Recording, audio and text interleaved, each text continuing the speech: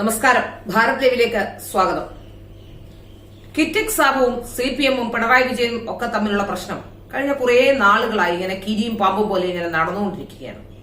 പുറത്തു നിന്നുള്ളവർ ഇത് കാണുകയും അഭിപ്രായം പറയുകയും ഒക്കെ ചെയ്യുന്നുണ്ടെങ്കിലും ഈ അടുത്ത കാലത്ത് പുറത്തു വന്ന ചില വാർത്തകൾ കാണുമ്പോൾ നമുക്ക് മനസ്സിലാകുന്നത് ഇവർ തമ്മിലുള്ള അന്തർധാര സജീവമായിരുന്നു എന്നാണ്.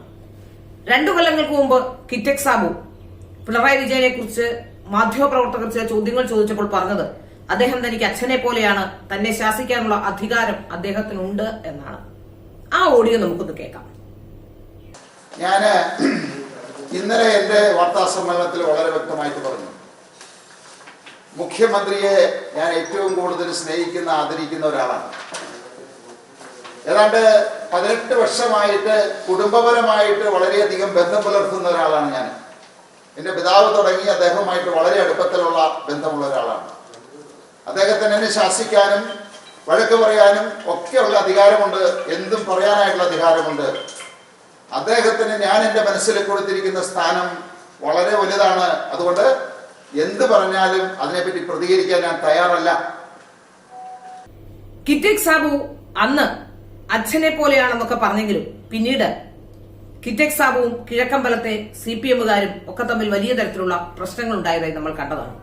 കിറ്റെക്സ് സാബു ഒരു ഘട്ടത്തിൽ ഇവിടെ നിന്നും നാട് വിട്ടുപോയി മറ്റ് സംസ്ഥാനങ്ങളിൽ പോയി അവിടെ ഫാക്ടറികൾ സ്ഥാപിക്കുന്ന തലം വരെ അത് എത്തി നിൽക്കുന്നു.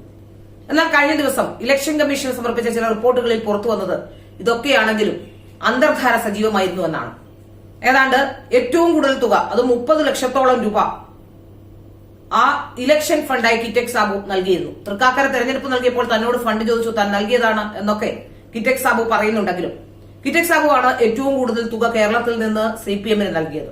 കേരളത്തിൽ നിന്ന് മാത്രമല്ല, ഏതാണ്ട് ദേശീയ തലത്തിലെ CPM-ന്റെ കണക്ക് നോക്കിയാൽ തന്നെ 6ാം സ്ഥാനത്ത് കിറ്റെക്സ് സാബു തന്നെയാണ്. ഏതാണ്ട് 6.5 കോടി രൂപയോളം അവർക്ക് ലഭിച്ചതിൽ കണക്കുകൾ പ്രകാരം 30 ലക്ഷം രൂപ കിറ്റെക്സ് സാബു നൽകിയെന്ന വാർത്തയും പുറത്തു വന്നു. അതിനു പിന്നാലെ കഴിഞ്ഞ ദിവസം കിറ്റെക്സ് സാബു നടത്തിയ ഒരു വെളിപ്പെടുത്തൽ ഏറെ പ്രസക്തമാവുകയാണ്. കിറ്റെക്സ് സാബു കഴിഞ്ഞ ദിവസം പറഞ്ഞത് തന്നെ നിരന്തരമായി കഴിഞ്ഞ ഒരാഴ്ചയായി താൻ പോലീസ് സ്റ്റേഷനിലായിരുന്നു. അപ്പൊ നിരന്തരമായി തന്നെ CPM-കാർ വേട്ടയാടുകയാണ് എന്നാണ്.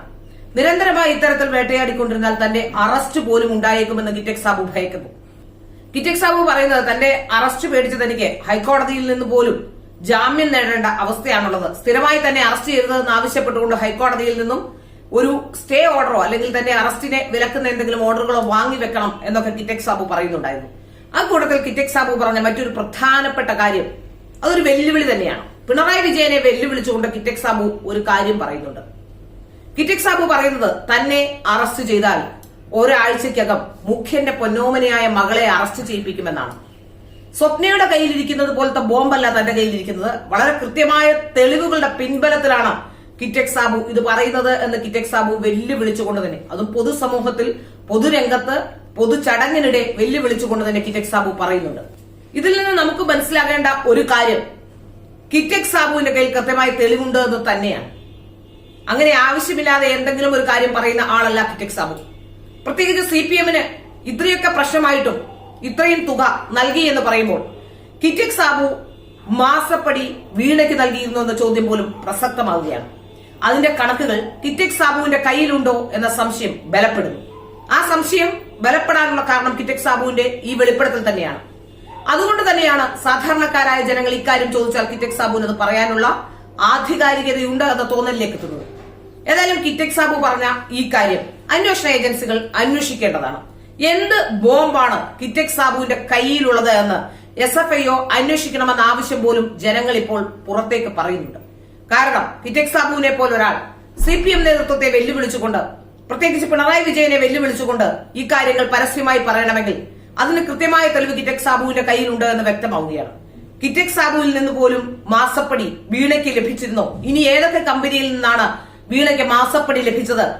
അല്ലെങ്കിൽ ഏതെങ്കിലും സേവനത്തിനായി കിറ്റെക്സ് സാബു, പിണറായി വിജയൻ അടങ്ങുന്ന ഏതെങ്കിലും ഒരു ടീമിന്റെ സേവനത്തിനായി കിറ്റെക്സ് സാബു തുക നൽകിയിരുന്നോ? ഈ കാര്യങ്ങളൊക്കെ പ്രസക്തമാവുകയാണ്.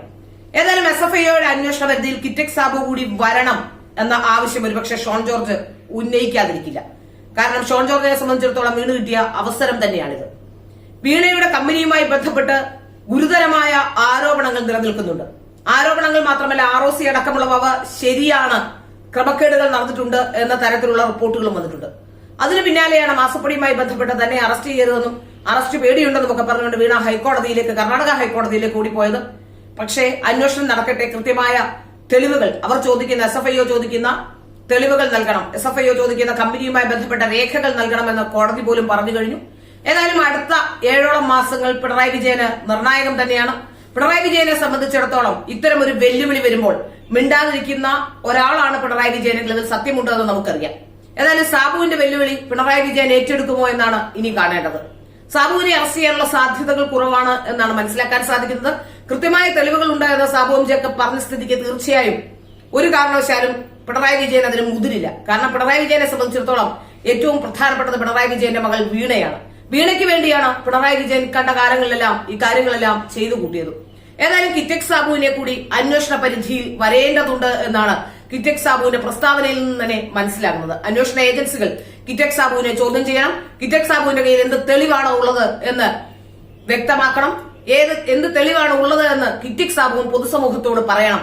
കാരണം ഇത്രയും ഗുരുതരമായ ഒരു ആരോപണം കേരളത്തിലെ മുഖ്യമന്ത്രിയുടെ ആരോപണം നിലനിൽക്കുന്ന മകളുടെ പേരിൽ അല്ലെങ്കിൽ മകളെ ജയിലിലാക്കുമെന്ന് പറയുമ്പോൾ അതിൽ കൃത്യമായ തെളിവുകൾ കിറ്റക്സ് സാബുവിന്റെ കയ്യിൽ ഉണ്ട് എന്ന് സാധാരണക്കാരന് വ്യക്തമാകുന്നുണ്ട്.